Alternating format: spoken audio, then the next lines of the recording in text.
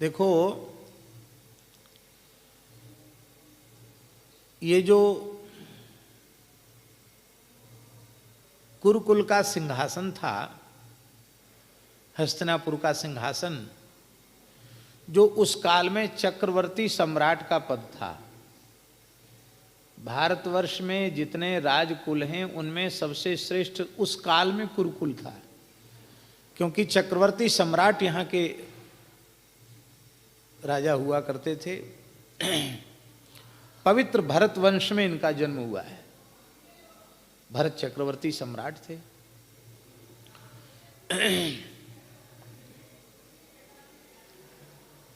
कथा आप सबको मालूम है।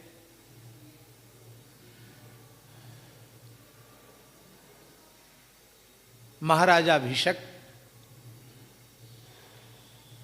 जो इतने समर्थ पुरुष थे, इतने बड़े तपस्वी योगी और पुण्यात्मा व्यक्ति थे कि वे अपने दिव्य रथ में विराजमान होकर ब्रह्मलोक तक जा सकते थे। ब्रह्मलोक तक उनकी सदेह गति थी और महाराजा अभिषेक ब्रह्मलोक में विराज रहे थे। वहाँ भगवती गंगा ने सभा में प्रवेश किया और उसी समय शीतल मंद वयार के झोंके से झीना वस्त्र हिला डोला, श्री अंग भगवती गंगा का अनावृत हुआ और कोई भवितव्यता ही थी। उस परम निर्विकार ब्रह्मा के लोक में राजा के चित्त में विकार उत्पन्न हुआ। गंगा जी भी महाभिषेक के सौंदर्य को देख करके थोड़ी आकृष्ट हुई और दोनों को धरती जाने का शाप मिला। गंगा जी आईं और महाराजा अभिषेक ही शांतनु के रूप से उत्पन्न हुए और शांतनु ने गंगा से परिणय किया। 8 वसुओं को शाप मिला था। उनको मुक्ति गंगा जी को ही दिलानी थी, 8 वसुओं को। वे 8 वसु ही शांतनु के माध्यम से गंगा के गर्भ से प्रकट हुए और एक एक करके गंगा जी ने 7 पुत्रों को उनके लोक वसु लोक भेज दिया। पर इस रहस्य को महाराजा शांतनु नहीं समझते थे। जब 8वीं संतान को गंगा लेके चली तो उन्होंने टोक दिया। शर्त पहले ही कर ली थी कि टोका टाकी नहीं करोगे, मैं कुछ भी करूं। तब गंगा जी मुस्कुराई, बोली अब हमारा तुम्हारा मिलन प्रत्यक्ष इस रूप में नहीं होगा। 7 वसुओं को मैंने मुक्त किया, ये 8वें मुख्य वसु थे, इनका अपराध विशेष था। इस विशेष अपराध के कारण इनको धरती पर रहना पड़ा। यही हुए देवव्रत पितामह भीष्म। इस बालक को गंगा जी ने कहा मैं लेकर जाती हूँ और योग्य बनाकर फिर आपके पास भेजूंगी, ये आपके पास रहेगा। और परशुराम जी से धनुर्वेद की शिक्षा कराई, बृहस्पति से वेद पढ़वाए। गंगा जी के लिए तो क्या कठिन था।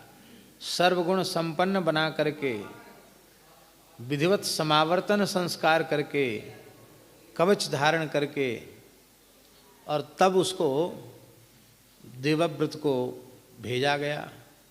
शांतनु ने प्रसन्नता व्यक्त की और देवव्रत के गुणों से संपूर्ण प्रजा अत्यंत आह्लादित हुई। क्या कहना, साक्षात गंगानंदन शांतनु कुमार भीष्म आगे चल करके 12 महाभागवतों में तो वे महाभागवत है ही हैं। क्या कहना, भीष्म जी महाभागवतों में भी हैं और परम भागवतों में भी हैं। प्रहलाद नारद पराशर पुंडरीक व्यासाम्बरीश शुक सौनक भीष्म दाल ध्यान। तो स्वयंभूर नारद शंभूर कुमारा कपलो मनु प्रहलादो जनको भीष्मो बलिर्वैयास कृपयम 12 महाभागवतों में और परम महाभागवतों में भी, परम भागवतों में भी भीष्म जी की गणना है। अब इन्हें इसी शरीर से मुक्त होना था, तो भला वे प्रवृत्ति में फंसते ही क्यों। तो भगवान के संकल्प से ऐसी योजना बन गई कि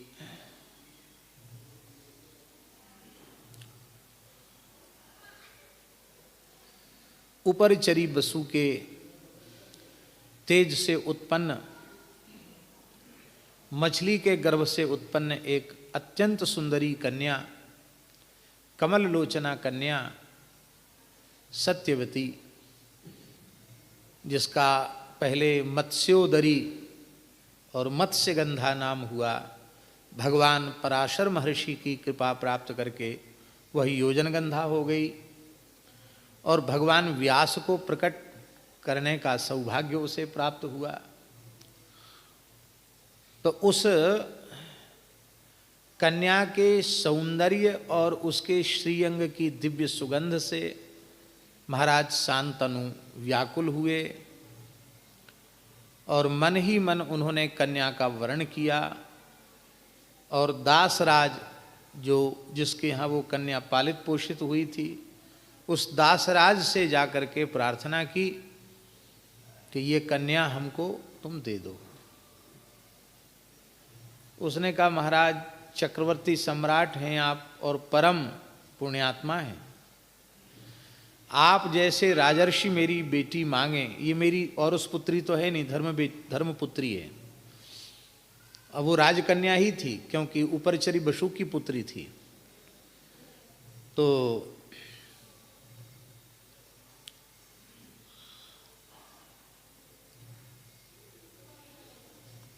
अच्छी बात है, लेकिन भगवान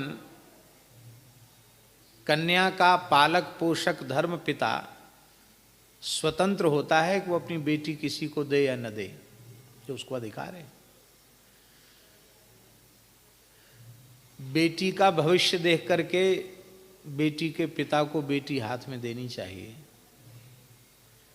आपसे विवाह करने पर मेरी बेटी का भविष्य क्या होगा, क्यों कि युवराज तो आपके पुत्र देवव्रत ही होंगे, उनकी संतान ही चक्रवर्ती सम्राट बनेगी, देवव्रत चक्रवर्ती सम्राट होंगे, उनकी संतान चक्रवर्ती सम्राट होगी। हमारे कन्या की संतान तो ऐसी वैसी अपना गुजारा करेगी, क्या लाभ है।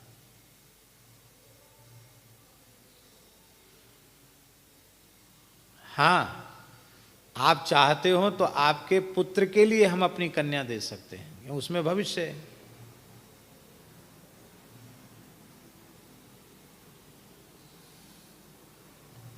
ये वहां से चले गए और मन में बात ऐसी बैठ गई कि वे अस्वस्थ से हो गए।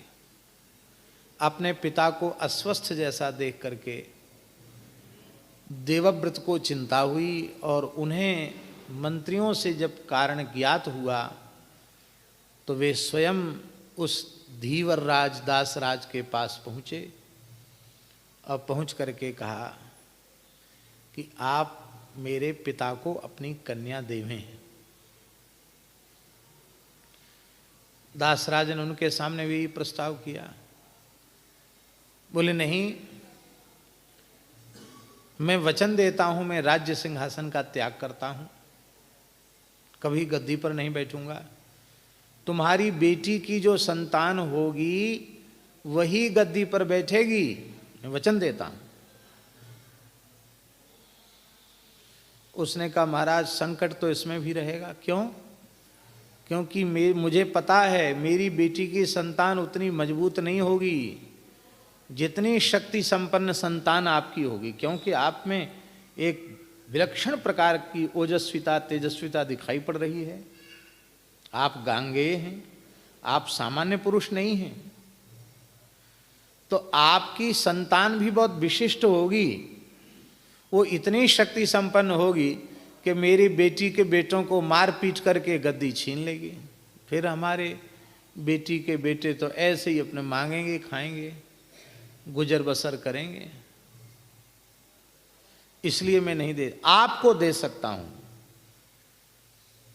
देवव्रत ने कान पर हाथ रखा, कहा मेरे पिताजी की मन की भावना जिसकी ओर पहुंच गई वह तो मेरे लिए परम वंदनीय और पूज्या हो गई। मैं इस पाप पूर्ण प्रस्ताव को स्वीकार नहीं कर सकता, मेरी प्रार्थना स्वीकार करो। रही तुम्हें ये आशंका है कि मेरी संतान बहुत बलवान होगी और मेरे बेटी के बेटों को मार के भगा देगी, तो संपूर्ण दिशाएं, संपूर्ण देवता, ऋषि और पितृगण, आकाश, पृथ्वी सब श्रवण कर लें कि आज के बाद मैं आजन्म ब्रह्मचारी ही रहूंगा। ऊर्ध्वरेता ब्रह्मचारी हैं श्री पितामह भीष्म, महान योगी हैं। भीष्म का वैराग्य सर्वोपरि है।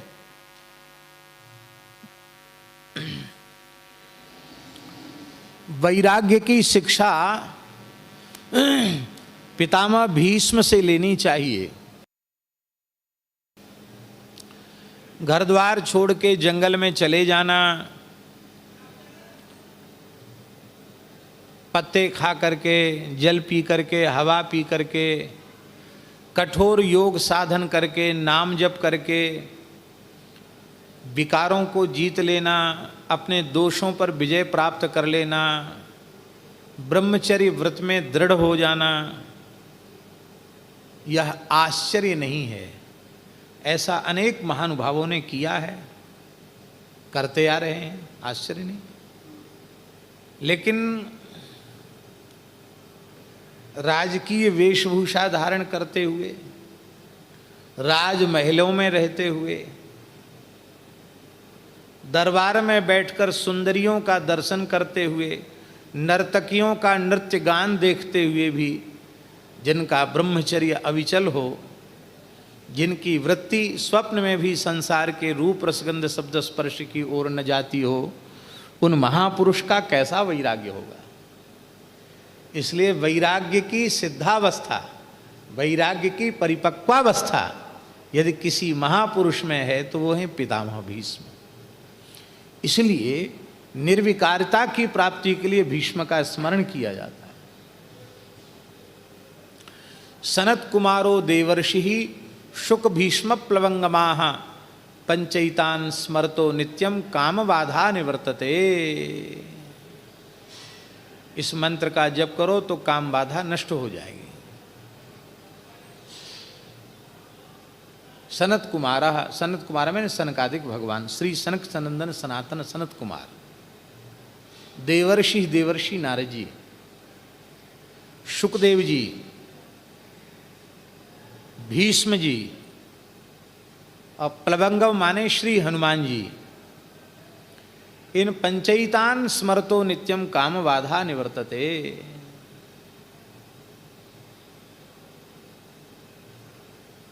किसी साधक में श्रद्धा और विश्वास तो होना ही चाहिए।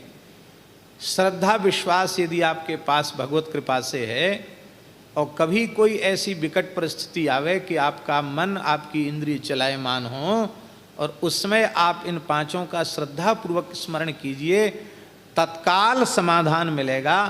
ऐसी अनुभूति अनेक महापुरुषों की है। कौन कौन? हाँ, हैं सनत कुमारो देवर्षि, देवर्षि नारद जी, शुक माने शुकदेव जी, भीष्म जी महाराज और प्लवंगम माने श्री हनुमान जी। पंचैतान स्मरतो नित्यम काम बाधा निवर्तते।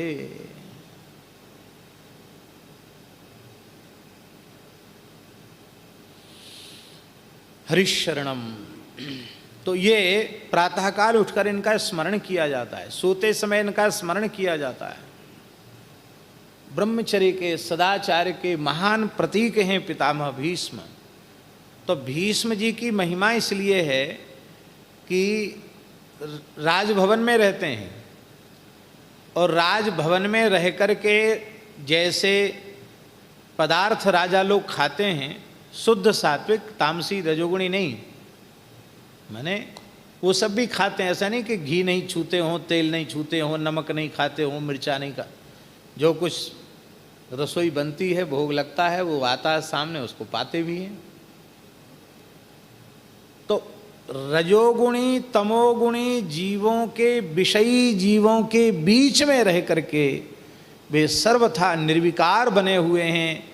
इस श्रेणी के निर्विकार बने हुए हैं कि वे ऊर्ध्वरेता ब्रह्मचारी हैं। ऊर्ध्वरेता एक अलग कोटि है ऊर्ध्वरेताओं। ब्रह्मचारी तो बहुत होते हैं, पर ऊर्ध्वरेता ब्रह्मचारी कोई कोई होता है। गिनती के हैं ये चार, ये जो हमने गिनाए हैं, यही ऊर्ध्वरेता ब्रह्मचारियों में इनकी गणना है। कलिकाल के भक्तों में श्री कृष्णदास पैहारी जी को नाभाजी ने ऊर्ध्वरेता ब्रह्मचारी कहा। महामुनि ऊर्ध्वरेता, ऊर्ध्वरेता ब्रह्मचारी। ऊर्ध्वरेता का तात्पर्य होता है रेतस की गति, शुक्र की गति, शरीर की संरचना के अनुसार स्वाभाविक शुक्र प्रवाह नलिकाएं, उनकी जो स्थिति है वो नीचे की ओर है। अब स्वाभाविक जो शरीर की प्रकृति है नीचे की ओर, उसकी जो नली है उसको मोड़ करके, योग बल से उसको मोड़ करके ऊर्ध्वगामी बना देना और बिंदु का महाबिंदु से मिलन करा देना, उसको कहते हैं ऊर्ध्वरेता ब्रह्मचारी। बिंदु यो बिंदु शिव प्रोक्ता उपनिषद में लिखा है, बिंदु ही शिव है और वह सनातन है। इसलिए धारणम बिंदुपातेनो जीवनम बिंदु धारणात्, मरणम बिंदुपातेनो जीवनम बिंदु धारणात्। बिंदु धारण से ही जीवन है, बिंदु धारण से ही मरण है। बहुत से लोग कहते हैं कि हमारा मन बहुत चंचल है, हमारा मन कहीं लगता नहीं है। तो शास्त्र के प्रमाण के अनुसार यदि ऐसा किसी का मन है तो समझ लेना चाहिए कि वो ब्रह्मचारी व्यक्ति नहीं है, क्योंकि जिसका शुक्र अविचल होता है उसका मन भी अविचल होता है। जिसका शुक्र चलायमान होता है उसका मन भी चलायमान होता है। इसलिए भगवत प्राप्ति के पथ पर चलने वाले व्यक्ति को ब्रह्मचर्य के पालन पर विशेष ध्यान देना चाहिए शास्त्र की दृष्टि से।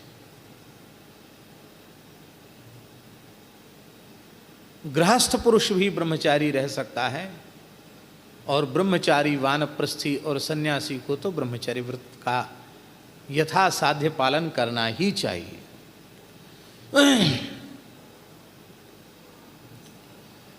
तो ये दीनता की बात बता रहे हैं हम आपको, थोड़ी बात लंबी हो गई। तो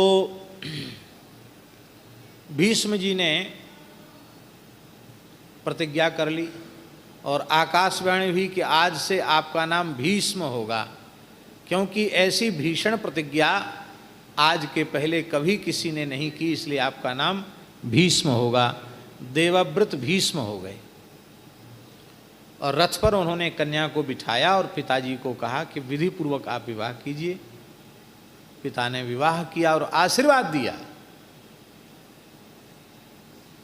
कि मैं तुम्हें प्रसन्न हूं, तुम जब तक नहीं चाहोगे तब तक तुम्हारी मृत्यु नहीं होगी। इच्छा मृत्यु का वरदान प्रदान कर दिया, अमरत्व प्रदान कर दिया पिता ने। इसको श्रद्धा कहते हैं। लोग कहते हैं अब हमारी श्रद्धा नहीं है, अब पिताजी में हमारी श्रद्धा नहीं रही, अब संत में हमारी श्रद्धा नहीं रही, अब गुरुजी में हमारी श्रद्धा नहीं रही। क्यों? क्योंकि हमने उनका दोष देख लिया।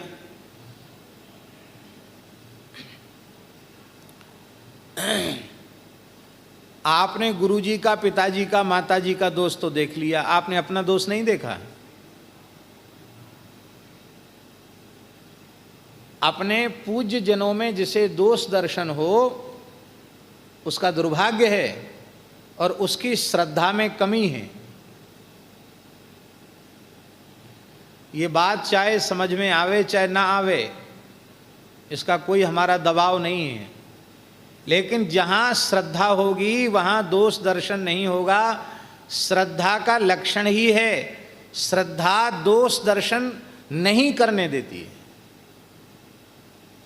पार्वती जी की परिपूर्ण श्रद्धा गुरु श्री नारद जी में है, तो शंकर जी कथा सुना रहे हैं पार्वती जी को, राम जन्म के हेतु अनेका परम विचित्र एक ते एका, और उसमें एक हेतु यह भी बताते हैं कि श्री नारद जी ने भगवान को शाप दे दिया और नारद जी के शाप को अंगीकार करके भी भगवान को एक बार अवतार लेना पड़ा। तो अब देखो, भगवान को शाप देना ये नारद जी का दोष है, कमी है ना। सेवक स्वामी की अवज्ञा ही नहीं कर रहा, शाप दे रहा है स्वामी को। भक्त भगवान के विरुद्ध व्यवहार कर रहा है। लेकिन पार्वती जी की श्रद्धा देवर्षि नारद जी के चरणों में है, तो उनको नारद जी का दोष दिखता ही नहीं। वो कहते हैं का अपराध रमापति कीन्हा, हमारे गुरुजी में तो गलती हो ही नहीं सकती है, भगवान ने जरूर कोई ऐसा अपराध किया होगा जिससे गुरुजी को गुस्सा आया। तो हे प्रभु, हे भगवान शिव, ये बतलाइए कि का अपराध रमापति कीना, भगवान लक्ष्मीपति नारायण भगवान ने कौन सा अपराध कर दिया जो हमारे गुरुजी को दंड देना पड़ा उनको। इसको कहते हैं श्रद्धा। अब देखो, प्रत्यक्ष दिख रहा है? आप सोचो, भीष्म जैसा युवा सर्वगुण संपन्न देवव्रत जैसा युवा पुत्र, जिसको सारी प्रजा युवराज के रूप में देख रही है, और महाराज ने युवराज, ये मेरा युवराज है, ये कह भी दिया है। इसके बाद भी ऐसे योग्य पुत्र के होते हुए भी किसी रूप की ओर आकृष्ट होना, और आकृष्ट ही नहीं होना, अपने विवाह के योग्य पिता के, अपने विवाह के योग्य पुत्र के रहते हुए विवाह की इच्छा करना, स्पष्ट करता है कि उनका मन किस प्रकार से विकार ग्रसित हुआ। तो कह देते कि तो घटिया पिताजी हैं, बुढ़ापे में भी अपनी वृत्ति को संभाल नहीं पा रहे हैं, बुढ़ापे में इनके ऐसे लक्षण हैं, तो ऐसे पिताजी को तो हमारी दूर से दंडोत, अब तो तपस्या करेंगे, भजन करेंगे। ये नहीं किया।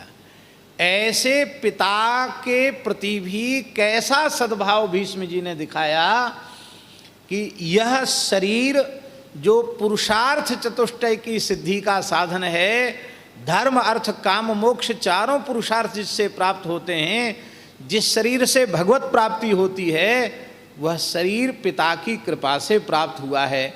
इसलिए पिता को भगवद रूप मानना, और जब वो भगवान है तो उनमें दोष क्या है।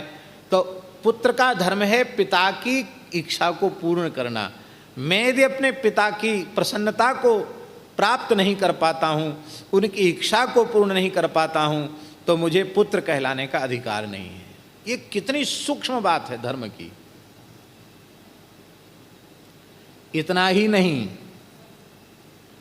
यह और प्रतिज्ञा कर ली कि कहीं हमारे पिताजी की बुढ़ापे की संतान इतनी कमजोर हो गई, लुंज पुंज, कहीं दूसरे लोगों ने आक्रमण किया तो क्या होगा। बोले मैं जब तक जीऊंगा इस कुरुराज सिंहासन पर आंच नहीं आने दूंगा। ये और प्रतिज्ञा की, पद कोई स्वीकार नहीं किया, लेकिन ऐसा निष्काम निर्लोभ सजग प्रहरी इस कुरुकुल के सिंहासन को प्राप्त हुआ वही वृद्धस्य तरुणी वशम। बुढ़ापे में ब्याह नहीं करना चाहिए।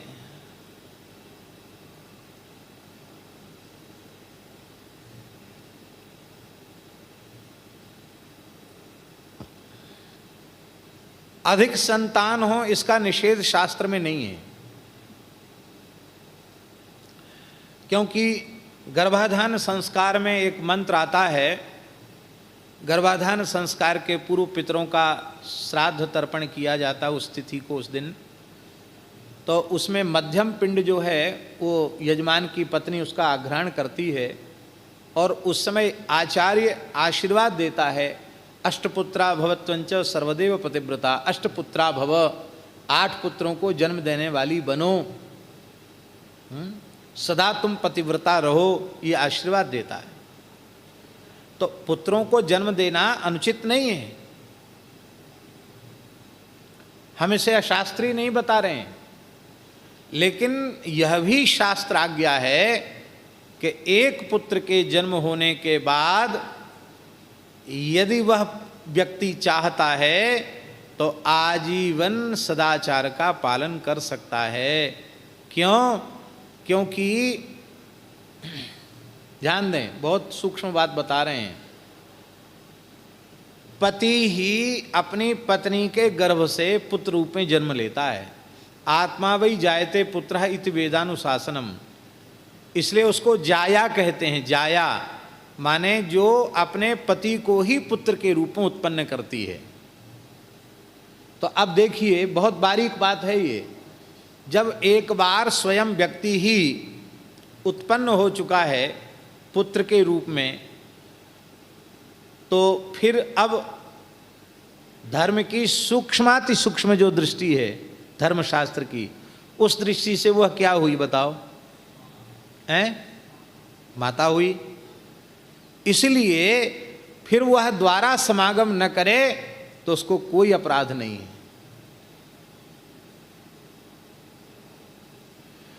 प्रथम संतान को धर्मज कहा जाता है, और प्रथम संतान के अतिरिक्त जो पुत्र आदि होते हैं, पुत्र होते हैं, उनको कामज कहा जाता है। क्या कहा जाता है? क्योंकि पहली संतान तो धर्म के लिए जरूरी है, अंत्येष्टि करेगी, सपिंडी कृत्यकरण आदि सब उसी के द्वारा होगा, और दैहिक कृत्य उसी के द्वारा संपादित होंगे। पितृऋण से मुक्ति हो गई एक पुत्र के द्वारा, तो वो धर्मज हो गया। और शेष जो पुत्र आदि हैं वो कामज हुए, वासना हुई और वासना से उनका जन्म हुआ, इसलिए वे कामज माने गए। इसलिए एक पुत्र का जन्म होने के बाद यदि गृहस्थाश्रमी व्यक्ति पत्नी के सहित जीवन पर्यंत ब्रह्मचर्य व्रत का पालन करे तो क्या कहना है, वो मनुष्य मनुष्य नहीं है, वो तो ऋषि कल्प है, उसको हम प्रणाम करते हैं। आप लोग कहेंगे घोर कलिकाल है, ऐसा संभव नहीं। सब कुछ संभव है, भगवान की सृष्टि में सब कुछ संभव है। वर्तमान में गीता प्रेस के संपादक श्री कृष्ण कुमार जी खेमका बड़े सत्पुरुष हैं, त्रिकाल संध्योपासन करने वाले, नित्य तर्पण करने वाले, बलि वैश्वदेव करने वाले और गौ ब्राह्मण के संतों के उपासक, ऐसे श्रेष्ठ व्यक्ति हैं वे कि वैश्य कुल में जन्म लेने के बाद भी आप लोग अन्यथा न मानें, उनकी कोटि के धर्मनिष्ठ ब्राह्मण मिलना कठिन है नहीं, हम नहीं कहते, पर कठिन जरूर है। ऐसे धर्मशील व्यक्ति हैं। उनके पिता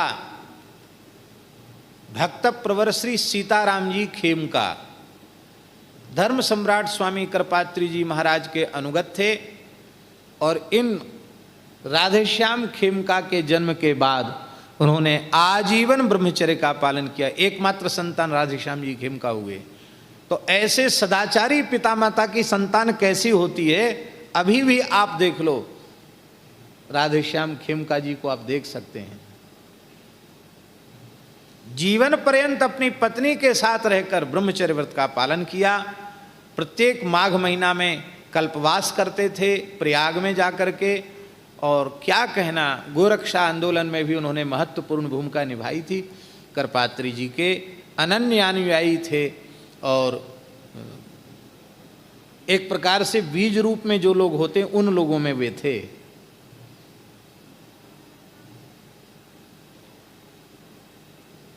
हमारा स्वभाव नहीं है जो लोग उनके रहते हुए हम उनका नाम लें, लेकिन ये इसलिए हम कहते हैं कि ये तो बहुत पुरानी बात नहीं है, कोई 1000 साल पुरानी बात है क्या है। उनके पुत्र अभी भी हैं तो 50-60 साल पुरानी बात होगी, 60-70 साल पुरानी बात होगी, इससे ज़्यादा पुरानी बात तो नहीं।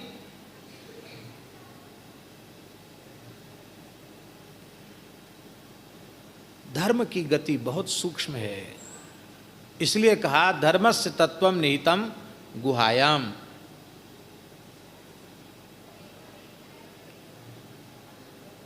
बड़ी बारीक बातें हैं, उनका ध्यान बिल्कुल भी नहीं रखा जा रहा है। उसी का दुष्परिणाम यह है कि सनातन धर्म नष्ट होता चला जा रहा है। जब तक बालक दूध पीता हो, माता गर्भिणी होने के बाद पुरुष को सकाम भाव से पत्नी का स्पर्श नहीं करना चाहिए, क्योंकि उससे गर्भगत जीव, उस पर विषय के संस्कार पड़ते हैं। इसलिए गर्भिणी नारी का जीवन एक तपस्विनी का जीवन कहा गया है। एक समय भोजन करे, शुद्ध सात्विक आहार ले, भूमि शयन करे, असत्य भाषण न करे, देवता ब्राह्मण गौ इनकी पूजा करे, नित्य पुराण का श्रवण करे। ये सब नियम किस लिए हैं? इसीलिए हैं कि वह तपस्विनी के जैसे रहे, जिससे उसकी गर्भ की संतान एक दिव्यात्मा के रूप में जन्म लेकर उसके मातृत्व को सफल करे। फिर जब तक बालक बालिका दूध पी रहे हैं तब तक पुरुष को सकाम भाव से पत्नी का स्पर्श नहीं करना चाहिए, क्योंकि यदि वह उस काल में स्पर्श करता है तो माता के भीतर विकार उत्पन्न होने से, उसकी वृत्ति में विशेष काम की जागृति होने से, वो बच्चे का आहार ही दूध है और उस समय वे बच्चे विकार युक्त होते हैं, उनकी निर्विकारता नहीं रहती है। और कृत्रिम उपायों से गर्भ रोकना ये तो धर्मशास्त्र की दृष्टि से महापाप है, क्योंकि इसे भ्रूण हत्या कहा गया है। इस पवित्र भारतवर्ष में इस प्रकार की सदाचार की शिक्षा होनी चाहिए थी, और उस भारतवर्ष की दुर्भाग्य से ये दुर्दशा हुई कि वहाँ व्यभिचार को कानून का रूप दिया जा रहा है। अब लोग कहते कानून बनाओ, क्या कहते ऐसी घटनाएं जो लज्जाजनक घटनाएं घट रही हैं ना, ये घटनाएं ना घटना, कैसे घटना बंद होगा भाई? इनकी तैयारी शुरू से करोगे तो होगा। अब माता पिता ही विकार युक्त हैं तो संतान निर्विकार कहां से होगी?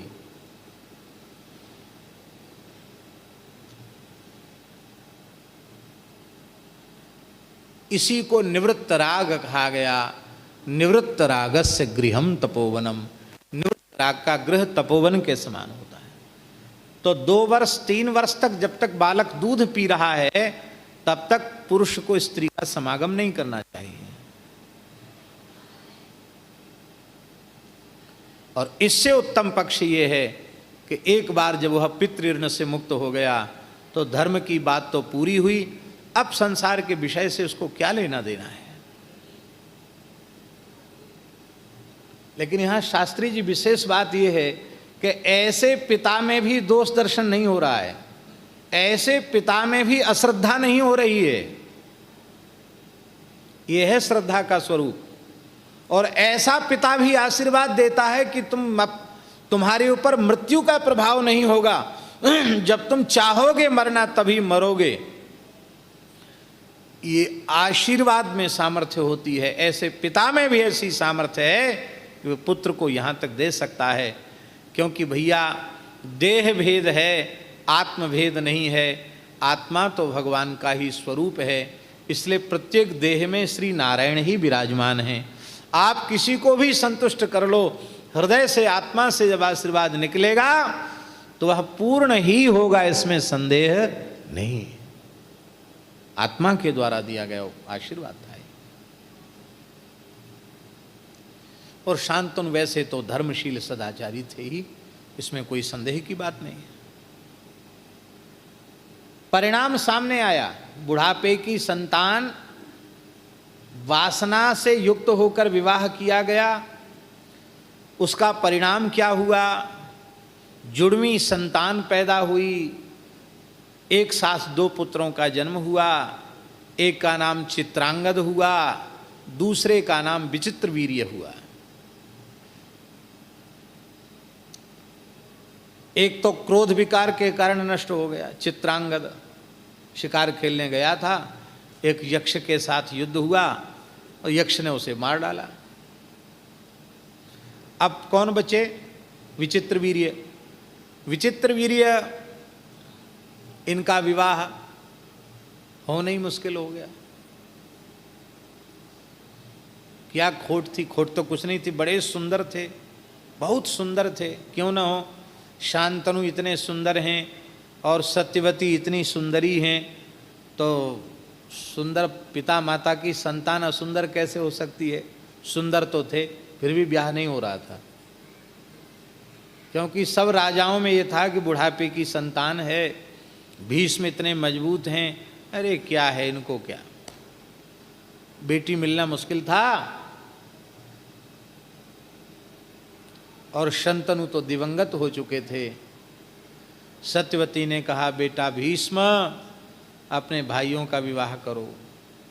काशीराज के यहाँ स्वयंवर हो रहा था और काशीराज की तीनों पुत्रियों का हरण श्री भीष्म जी करके ले आए। अब देखो, ब्रह्मचारी होते हुए कन्याओं का हरण किया, ये ब्रह्मचारी का काम है। लेकिन दोष नहीं लगा। क्यों नहीं लगा? क्योंकि अपनी इच्छा से किसी कर्म में प्रवृत्ति होती है तो उसके गुण दोष का प्रभाव उस कर्ता के ऊपर, कर्ता दोषे न लिप्यते, कर्ता दोष से लिप्त होता है। किंतु यदि समर्थ पुरुष आज्ञा देता है, तो यदि वह शास्त्र विरुद्ध आज्ञा दे रहा है तो आज्ञा देने वाला उस दोष से युक्त होगा, आज्ञा पालन करने वाला दोष से मुक्त ही रहेगा, वो दोष युक्त नहीं हो सकता। महाराज जी इधर आ जाओ, आप वहां विराज गए, इधर आ जाओ, कंबल लाओ महाराज जी के लिए। देखो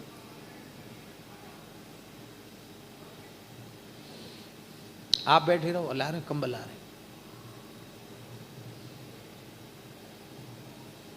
हाँ हाँ, बिछा दो बिछा दो बिछा दो, ठीक से बिछा दो।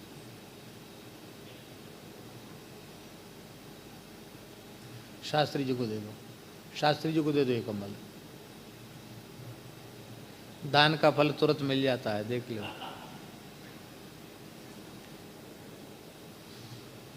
श्री वृंदावन बिहारी।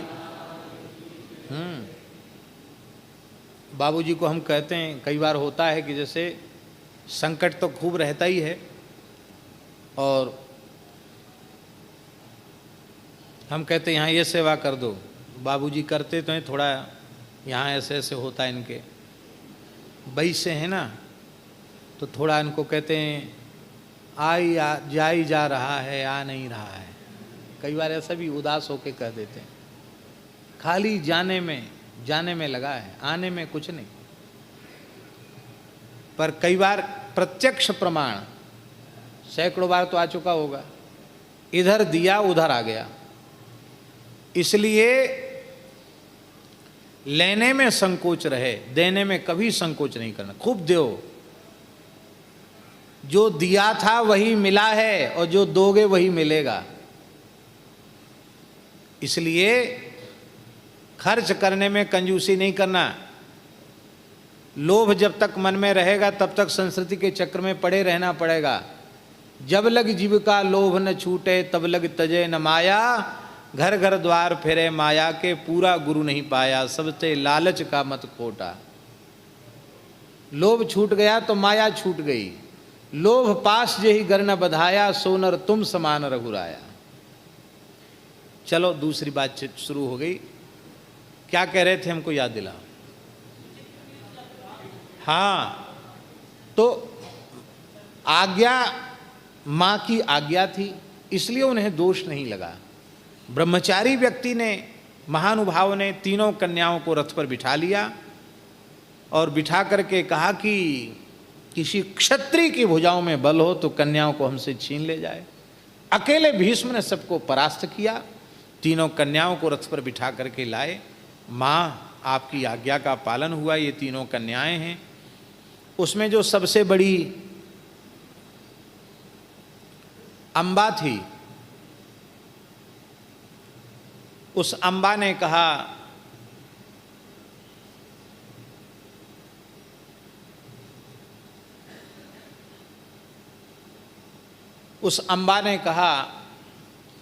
कि मैं मन ही मन पहले साल्व का वर्ण कर चुकी हूं। माता ने कहा, बिल्कुल ठीक है, कन्या सकृत वरा होती है, साल्व के पास इनको भिजवा दो। साल्व के पास भेजा गया तो तो साल्व ने मना कर दिया, मैं क्षत्रिय हूँ, दूसरे का किया हुआ शिकार सिंह नहीं लेता, मैं क्षत्रिय हूँ, जिसको भीष्म ने अपने बाहुबल से जीता है मैं उसे नहीं ले सकता। हमारा तुम्हारा प्रेम था और हम विवाह करना चाहते थे, सब ठीक थी, लेकिन अब खत्म, गया गुजरा थोड़ी हूँ जो तुमसे विवाह करूंगा। मना कर दिया उसने। अम्बा की दुर्दशा हुई। पिता ने कहा कि तुम अब यहाँ भी नहीं रह सकती हो, वहाँ भी मना हो गया, यहाँ भीष्म जी ने मना कर दिया और वही अम्बा ने तपस्या की, वही शिखंडी हुआ, भीष्म की मृत्यु का कारण बना, आप सब जानते ही हैं। अंबिका और अंबालिका, इन दोनों का विवाह विचित्रवीर्य के साथ संपन्न हुआ। ये बता रहे कामज संतान का दुष्परिणाम। इतना अधिक भोग किया विचित्रवीर्य ने कि असमय में ही उनको क्षय रोग हो गया और बिना संतान के ही मृत्यु हो गई। संतान कोई पैदा नहीं हुई और विचित्रवीर्य दिवंगत हो गए। अधिक भोग से क्षय रोग हुआ और क्षय का परिणाम हुआ कि वे पधार ही गए। माता सत्यवती रो रही थी, कुरुवंश का दीप बुझ गया, बेटा भीष्म मैं आज्ञा देती हूँ तुम विवाह करो, इस वंश को बचाओ। बोले माताजी तो प्रतिज्ञा करने के बाद फिर वो टाली नहीं जा सकती है, इसके अतिरिक्त दूसरी कोई बात कहो। कई प्रकार से समझाने पर भी भीष्म अपनी प्रतिज्ञा से जब नहीं डिगे, तब सत्यवती ने भगवान कृष्णद्वैपायन व्यास जी का स्मरण किया और व्यास जी की कृपा से अंबिका नंदन धृतराष्ट्र का जन्म हुआ और अंबालिका नंदन पांडु का जन्म हुआ। अंबिका व्यास जी को देख करके भय के मारे उसने नेत्र बंद कर लिए, तो व्यास जी की दृष्टि तो पड़ी, पर व्यास जी ने कहा मातः तुम्हारी पुत्र वधू ने जिस श्रद्धा से ऋषि का दर्शन करना चाहिए था उस श्रद्धा से नहीं की, आंख बंद कर ली। पुत्र तो बहुत बलवान होगा लेकिन जन्मांध होगा।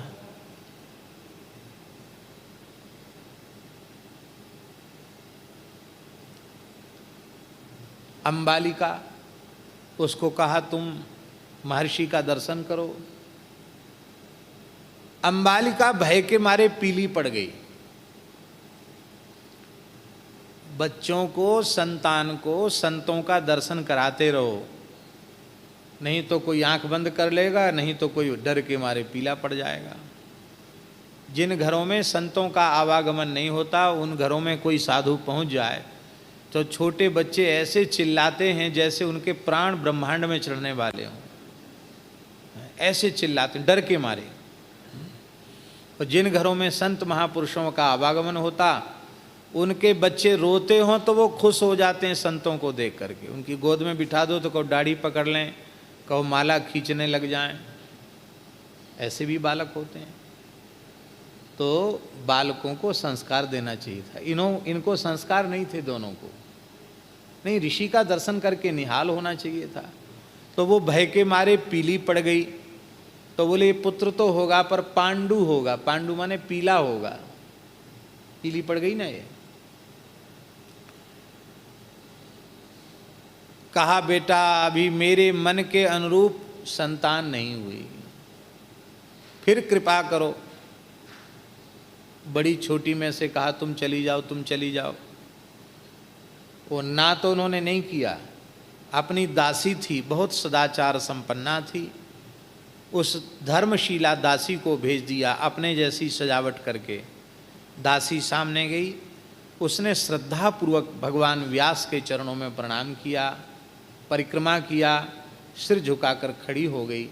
भगवान व्यास की कृपा भरी दृष्टि पड़ी बोले तेरे गर्भ से महान धर्मनिष्ठ भगवत भक्त सदाचार संपन्न महात्मा विदुर का जन्म होगा। वेत्तीति विदुरः, जो ब्रह्म तत्व को जाने उसी का नाम विदुर है। वो ब्रह्मविद वरिष्ठ होगा, ब्रह्मवेत्ता होगा। कहा माँ तुम्हारी बहुओं ने छल किया, अभी भी पुत्र तो हुआ पर दासी पुत्र, दासी की संतान हुआ। इस तरह से 3 संतान हुई। अब सुन लो दीनहीनत्व की दशा। अब क्या हुआ, अंधा व्यक्ति राज सिंहासन के योग्य नहीं है,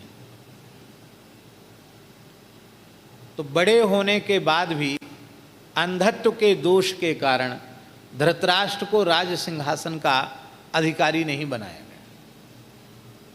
सबने सर्वगुण संपन्न राजर्षि पांडु को सिंहासन प्रदान किया। अब बहुत ध्यान से सुने, जब पांडु सिंहासन पर बैठ गए तो पांडु की संतान ही सिंहासन की अधिकारी हुई। ध्यान में आई बात। इस दृष्टि से, दूसरी दृष्टि से सर्वप्रथम संतान का जन्म युधिष्ठिर का, दुर्योधन का पीछे जन्म हुआ, युधिष्ठिर का पहले जन्म हुआ। तो इस दृष्टि से भी जो सबसे ज्येष्ठ है वो गद्दी का अधिकारी है। तो इस दृष्टि से पांडु के बाद युधिष्ठिर स्वाभाविक रूप से कुरुकुल के राज सिंहासन के अधिकारी थे। गुण, विनय, शील और विद्या से संपन्न थे, धर्मनिष्ठ सदाचार संपन्न थे, सर्व प्रकार से ज्येष्ठ श्रेष्ठ थे युधिष्ठिर, और उन्हीं को गद्दी पर बिठाया जाना चाहिए था। लेकिन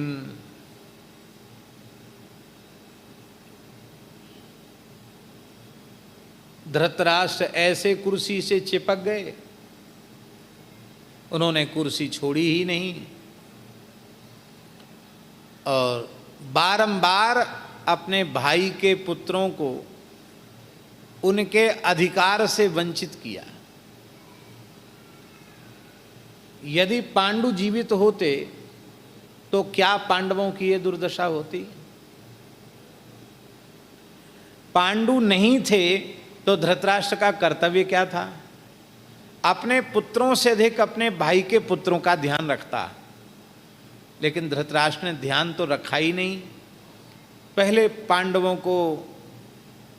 पांडवों में पहले भीमसेन को विष खिलाकर मारने का षड्यंत्र किया गया, भगवान की कृपा से बच गए। फिर लाक्षागृह में कुंती के सहित 5 पांडवों को जलाकर भस्म करने का षड्यंत्र किया गया, उससे भी भगवान की कृपा से बच गए। और इसके बाद द्रौपदी का परिणय पांडवों के साथ हुआ और अब तो आवश्यक था कि पांडवों का अधिकार पांडवों को मिलता, तो उस समय भी उनसे छल किया गया। नगर का भाग वो तो अपने पास ही रखा, गांव नगर का, और खांडव प्रस्थ पांडवों को दिया गया। खांडव प्रस्थ जो आगे चलकर इंद्रप्रस्थ बना। महाराज जी, झाऊ का जो पेड़ होता है ना उसको खांडव कहते हैं संस्कृत में, खांडव उसको भी कहते हैं। तो झाऊ का जंगल था पहले, हमारे जमुना किनारे बहुत झाऊ थी, तो ये सब दिल्ली क्षेत्र पूरा झाऊ का जंगल था जमुना किनारे। वो झाऊ ऐसी होती है कि उसका बीज जब बाली उसकी पकती है, झरती है, तो तमाम झाऊ पैदा होता। ऐसा किया, बोले कुछ धन दे दिया, कुछ सामान दे दिया और कहा तुम खांडवप्रस्थ वहाँ अपना निर्माण करो, बनाओ, खाओ, ये तुमको बसाने के लिए धन दे दिया। उनकी तो योजना थी कि जीवन भर पेड़ काटते रहेंगे, जंगलों में कुछ बंदियों की तरह इधर से उधर डंगा डोली लिए घूमते फिरते रहेंगे। पर भगवान का अनुग्रह कैसा होता है, भगवान ने दीनहीन पांडवों पर कृपा की और मय दानव के द्वारा खांडवप्रस्थ इंद्रप्रस्थ बना, अग्नि का अजीर्ण दूर हुआ, जंगल को जलाया गया और उसमें एक दिव्य नगर का निर्माण हुआ। पांडव विजयी हुए, संपूर्ण धरती पर उनकी विजय पताका फहरा गई और धर्मराज युधिष्ठिर ने राजसूय यज्ञ की दीक्षा ली। राजसूय यज्ञ सामान्य यज्ञ नहीं था। संपूर्ण पृथ्वी के राजाओं को जीते बिना राजसूय यज्ञ का यजमानत्व संभव नहीं था और संपूर्ण धरती के ऊपर विजय प्राप्त की पांडवों ने। राजसूय यज्ञ की युधिष्ठिर ने दीक्षा ली और उस समय का जो ऐश्वर्य था युधिष्ठिर का, वो महाभारत ग्रंथ में पढ़ने योग्य है। कैसा ऐश्वर्य था! ये सब भगवान का अनुग्रह था, भगवान की कृपा थी। बलपूर्वक पांडवों को जीता नहीं जा सकता था, छल पूर्वक पांडवों की संपत्ति का फिर से हरण किया गया। आप सोचो कितनी समृद्धि थी राजसूय यज्ञ में। कौन करेगा दान पुण्य, कौन करेगा यज्ञ? एक संवाद है महाभारत में धृतराष्ट्र का और दुर्योधन का। तो दुर्योधन से पूछ रहा है धृतराष्ट्र कि पुत्र तुम पीले क्यों पड़ते चले जा रहे हो, कमजोर हो रहे हो, ठीक से नींद नहीं आती है तुमको, भूख नहीं लगती है, किसी से बात नहीं करते हो, क्या कारण है? तो कहता है पिताजी मैं क्या बताऊं, पांडवों की समृद्धि देखकर मैं दिन रात जलता रहता हूं, उसी जलन के कारण मेरी भूख प्यास बंद हो गई है, मैं अब अधिक समय तक जीऊंगा नहीं, मैं तो मर ही जाऊंगा। अच्छा क्या समृद्धि है? अरे बोले महाराज क्या कहें, बड़े बड़े राजा महाराजा लाइन लगा के खड़े हैं दर्शन के लिए, उनको समय नहीं मिल रहा दर्शन का। इतनी संपत्ति, इतनी संपत्ति, कुछ तो बताओ। तो दुर्योधन वो कहता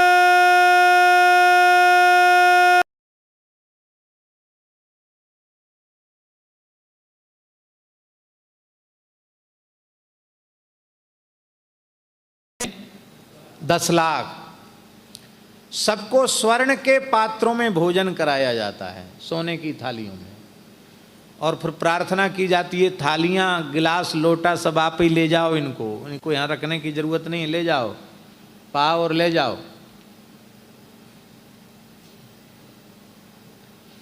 और जब 10 लाख की पंगत बैठ जाती है तो शंख बजाया जाता है। तो धृतराष्ट्र कहता एक बार शंख बजता हो? बोले नहीं नहीं, हम तो सवेरे से लेकर रात तक बार बार शंख ही सुनते थे, एक बार की पंक्ति में 10 लाख बैठते थे, अब पंगत पूरी हुई कि फिर शंख बजाया जाता था। अब मान लो दिन भर में 10 पंगत भी हुई 10-10 लाख की, तो कितना हुए? 1 करोड़ सोने की थालियां, कटोरी, गिलास, लोटा, कमंडल सब सोने के। और दक्षिणा कैसी दी जाती थी? शास्त्री जी सुन लीजिए, आपके विशेष काम की चीज है। दक्षिणा ऐसी दी जाती थी कि इन लोगों ने योजना बना रखी थी कि सहदेव जी जिस ब्राह्मण की योग्यता का विचार करके 100 स्वर्ण मुद्रा दक्षिणा के लिए पर्ची बनावेंगे, तो वो जैसे ही कर्ण के पास जाती थी, पहले से षड्यंत्र था इनका, तो वो कहता था ये सहदेव की गलती है, तो वो 100 को 1 जीरो और बढ़ा देता था, तो 100 के कितने हो गए? 1000 हो गए। 1000 स्वर्ण मुद्रा दक्षिणा में मिलती थी। अब वो जब देने का काम, उठा के देने का काम दुर्योधन का था, तो दुर्योधन का विचार था कि खजाना खाली हो जाए, दक्षिणा बाकी रह जाए, और मंत्रहीन मदक्षिणम, बिना दक्षिणा का यज्ञ तामसी होता, इनका यज्ञ पूरा ना हो, ये उसका मन था, षड्यंत्र था। तो वो 1000 के पास 1 जीरो और बढ़ा देता था, तो कितना हो गया? 10,000। वो 10,000 स्वर्ण मुद्रा देता था। ब्राह्मण कहता था ये युधिष्ठिर की उदारता है, जिसको 100 की योग्यता हो उसको 10,000 दो। अरे भाई न भूतो न भविष्यति, ऐसा यज्ञ करने वाला कोई न पैदा हुआ न आगे कोई पैदा होगा। जय जयकार, मेहनत इनकी थी और प्रशंसा इनकी कोई नहीं करता था। प्रशंसा सब पांडवों की करते थे, धर्मराज की करते थे। फिर कहते क्यों न हो, भगवान श्री कृष्ण की कृपा इनको प्राप्त है, भगवान की कृपा प्राप्त है, फिर ऐसा क्यों नहीं होगा। और खजाना घटता नहीं था, खजाना बढ़ता था। क्यों? दुर्योधन के हाथ में एक ऐसा चक्र का चिन्ह था, वो जिस चीज वस्तु को उठाकर दान करेगा वो 1000 गुनी बढ़ जाएगी, ऐसा उस चक्र का प्रभाव था। ये जो सामुद्रिक लक्षण है, इसको भगवान श्री कृष्ण के अलावा और कोई जानता नहीं था, किसी को पता नहीं था। श्री गोपालाचार्य जी महाराज तो कहते थे ससुरे को उसी को भी पता नहीं था। हम ऐसा नहीं बोलते, पर उनकी बात याद आ जाती है, उनके मुंह से अच्छी लगती थी। उसको भी पता नहीं था, तो भगवान ने जानबूझकर उसको बिठाया ऐसी जगह पर, वो बेचारा देते देते परेशान, खजाना खाली ना हो। बोलो भक्तवत्सल भगवान की। पांडवों का सर्वस्व जुआ में छीना गया, द्रौपदी का तिरस्कार किया गया, 12 वर्ष का वनवास, 1 वर्ष का अज्ञातवास पांडवों को भोगना पड़ा। ये पूरे पांडवों के चरित्रों का अनुसंधान करते हुए गोस्वामी जी कहते गज प्रहलाद पांडुसुत। पांडुसुत, पांडुसुत माने पांडवों से अधिक दीनहीन कौन होगा। कौन था पांडवों के पक्ष में? कहां 5 पांडव, कहां समुद्र के समान बड़ी कौरवों की सेना, पर दीनहीन पांडवों की कैसे रक्षा की। आहा।